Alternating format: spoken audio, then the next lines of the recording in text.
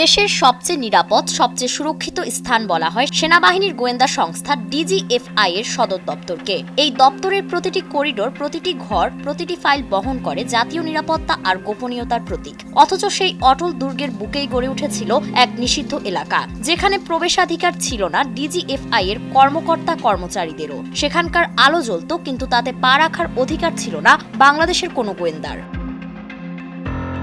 আর এই ফ্লোরের পাহারায় ছিল তৎকালীন শেখ হাসিনা সরকারের বিশেষ নিরাপত্তা কর্মীরা। তাদের দায়িত্ব ছিল সেই বিদেশি গোয়েন্দাদের সুরক্ষা দেওয়া, যারা বাংলাদেশের সার্বভৌমত্বের বিরুদ্ধে ষড়যন্ত্রের জাল বুনছিল। ওই অচেনা ফ্লোরে ছিল ভারতের গোয়েন্দা সংস্থা রয়ের এজেন্টদের অবাধ বিচরণ।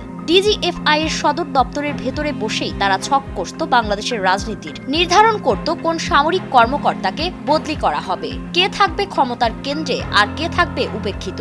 বাংলাদেশের রাজনীতি, প্রশাসন ও নিরাপত্তা খাত সবকিছুর সিদ্ধান্ত ওই ফ্লোর থেকেই আসত। এটি ছিল গত 16 বছরের আওয়ামী লীগ শাসনের সবচেয়ে নির্মম ও ভয়াবহ বিশ্বাসঘাতকতার ইতিহাস। এই গভীর ষড়যন্ত্রের কেন্দ্রীয় চরিত্রে ছিল তৎকালীন প্রধানমন্ত্রী শেখ হাসিনার নিরাপত্তা উপদেষ্টা তারেক সিদ্দিক। দেশের স্বাধীনতা, সার্বভৌমত্বকে তিলে তিলে ক্ষয় করতে যিনি ওই বিদেশি শক্তির সামনে বিছিয়ে দিয়েছিলেন লাল গালিচা। তবে তিনি একা ছিলেন না। তৎকালীন ডিজিএফআই প্রধান মোল্লা ফজলে আকবর সহ সেনা, পুলিশ ও প্রশাসনের একাধিক শীর্ষ কর্মকর্তা তার বিশ্বস্ত সহযোগী হিসেবে কাজ করছিলেন। নিজের স্বার্থ রক্ষায় তারা দেশের স্বার্থ বিকিয়ে দিতে একবারও দ্বিধা করেননি। তারেক সিদ্দিকের নির্দেশেই এনএসআই এর ছত্রছায়ায় গড়ে ওঠে একটি গোপন আর্মি উইং। এই বাহিনী পরিচালিত হতো সোর্স মানি দিয়ে এবং এর মূল দায়িত্ব ছিল ভারতের রয়ের আদেশ পালন। এতে জড়িয়ে পড়েন পুলিশের তৎকালীন আইজিপি বেনজির আহমেদের মতো কর্মকর্তারাও। শুরু হয় গুম খুনের ভয়ঙ্কর অধ্যায়। দেশ জুড়ে সন্ত্রাস আর নিখোঁজের আতঙ্ক ছড়িয়ে পড়ে।